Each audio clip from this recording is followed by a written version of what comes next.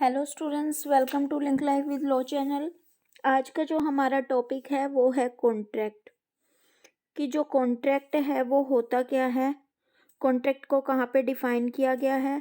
तो जो आपका कॉन्ट्रैक्ट है वो आपके जो कॉन्ट्रैक्ट एक्ट है 1872 उसके सेक्शन 2H में डिफाइन किया गया है। फिर क्वेश्चन आपके दिमाग में आते हैं कि कॉन्ट्रैक्ट के आप कितने टाइप्स कर सकते हो। तो जनरली दो प्रिंसिपल्स होते हैं, एक आपका जनरल कॉन्ट्रैक्ट होता है और आपके स्पेसिफिक जो कॉन्ट्रैक्ट होते हैं वो। तो जनरल कॉन्ट्रैक्ट की बात करते हैं तो जनरल कॉन्ट्रैक्ट की डेफिनेशन वही है जो आपके कॉन्ट्रैक्ट एक्ट के सेक्शन 2H में डिफाइन की गई है कि an agreement which is enforceable by law that is contract. की ऐसे प्रत्येक करार जो कि विधि के द्वारा परिवर्तनीय है क्या होंगे, कॉन्ट्रैक्ट्स होंगे। अभी एग्रीमेंट क्या होगा, तो जब भी आप एग्रीमेंट की बात करेंगे तो ये जो एग्रीमेंट है आपका, ये जो एग्रीमेंट है, एग्रीमेंट को आप सेक्शन 2E के अंदर डिफाइन करते हैं, 2E के अंदर। ठीक है, 2E के अंदर डिफाइन करने के बाद में इसको मैं यहाँ पे मेंशन कर देती हूँ 2E। उसके बाद में जो एग्रीमेंट होगा तो उसके अंदर एक तो आपका प्रपोजल होता है और एक आपका एक्सेप्टेंस होता है। प्रपोजल की जो डेफिनेशन है वो आप करते हो 2A के अंदर, और जो आपकी एक्सेप्टेंस की हम जब बात करते हैं तो एक्सेप्टेंस होती है आपकी 2B के अंदर। ठीक है, फिर आपके जब कॉन्ट्रैक्ट की बात आती है कि कॉन्ट्रैक्ट के अंदर एसेंशियल एलिमेंट क्या होने चाहिए, डेफिनेशन की तो हमने बात कर ली कि जो हमारे कॉन्ट्रैक्ट की डेफिनेशन है वो 2H के अंदर डिफाइन है। और जब भी हम इसके एसेंशियल एलिमेंट्स की बात करेंगे तो इसके अंदर एग्रीमेंट होना चाहिए, कंसिडरेशन होना चाहिए, इसमें लीगलिटी इसका ऑब्जेक्ट होना चाहिए, कैपेसिटी होनी चाहिए कॉन्ट्रैक्ट करने की जो पार्टीज़ हैं उनकी फ्री कंसेंट होनी चाहिए, और ऐसे ऐसे कॉन्ट्रैक्ट इसके अंदर नहीं होने चाहिए जिसको आपने डिक्लेयर वॉइड डिक्लेयर कर दिया गया है।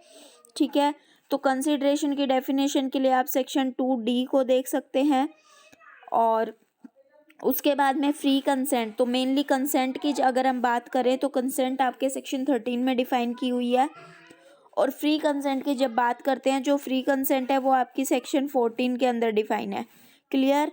फिर उसके बाद में जो फ्री कंसेंट है तो वो कैसी कंसेंट होनी चाहिए, वो कंसेंट आपकी ऐसी होनी चाहिए जो कि उसके अंदर जो आपके कंसेंट के जो भी डिफेक्ट हैं वो डिफेक्ट उसके अंदर नहीं होने चाहिए। डिफेक्ट की बात करें तो डिफेक्ट के अंदर जैसे कि हर एक कॉन्ट्रैक्ट करने के लिए उसकी फ्री कंसेंट, उसको डरा धमका के आप ऐसा कोई काम नहीं कर सकते हो। तो उसके अंदर एंड्यू इन्फ्लुएंस नहीं होना चाहिए, ये जो आपका उत्पीड़न है उत्पीड़न नहीं होना चाहिए। ठीक है, फिर उसके अंदर आपका मतलब कि कॉर्कियन नहीं होना चाहिए, फ्रॉड नहीं होना चाहिए, जैसे कि ये आपका कॉर्कियन हो गया। फिर उसके अंदर एंड्यू इन्फ्लुएंस नहीं होना चाहिए, फ्रॉड नहीं होना चाहिए, मिस रिप्रेजेंटेशन नहीं होनी चाहिए, भूल नहीं होनी चाहिए। तो इनके अंदर आप इनको सेक्शन वाइज कंटिन्यू कर सकते हो, सेक्शन 15, सेक्शन 16, सेक्शन 17, सेक्शन 18। और जो मिस्टेक है तो मिस्टेक के लिए आप सेक्शन 21 को भी देख सकते हो, effect of mistake as law के बारे में जो आपकी बात की जाती है, तो इसके लिए आप सेक्शन 21 को भी देख सकते हो। और इसके साथ में आप सेक्शन 20 को भी देखोगे। ठीक है, सेक्शन 20 और आपके सेक्शन जो 24 हैं इसके बारे में। तो मेनली जब हमारी बात आती है तो ये क्या कहते हैं कि इसके अंदर आपका जो ये कॉन्ट्रैक्ट है, तो कॉन्ट्रैक्ट के अंदर आपका जो उत्पीड़न, कपट या फिर मिथ्या व्यपदेशन से अगर मान लो कोई कॉन्ट्रैक्ट हुआ तो उसका क्या इसके ऊपर इफेक्ट पड़ेगा, या फिर आपने कोई ऐसा कंसेंट दे दिया जिसके अंदर वो मिस्टेक आ जाती है।